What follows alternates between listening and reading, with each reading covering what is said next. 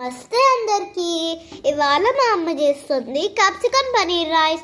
దీనికోసం paneer, capsicum, onions ఇంకా పచ్చిమిర్చి కట్ చేసుకొని రెడీగా పెట్టుకోవాలి.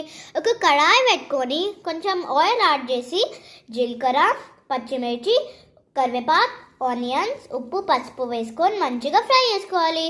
దీన్ని మనం డిన్నర్కి కూడా తీసుకోవచ్చు, ఇంకా టిఫిన్లో కూడా తీసుకోవచ్చు. ఇదైతే చాలా బాగుంటుంది.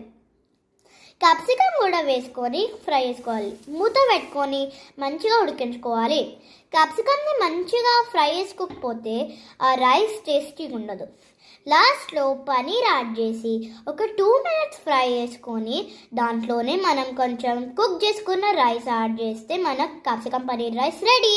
సో మీరు లైక్, షేర్ అండ్ సబ్స్క్రైబ్ చేయండి. మీకు నచ్చితే ఒక లైక్ తెచ్చుకోండి. ఇంకా ఇది మన పనీర్లో అయితే చాలా హెల్దీ ఉంటుంది. అయితే ఇది ఎవరైనా తినచ్చు. Bye bye.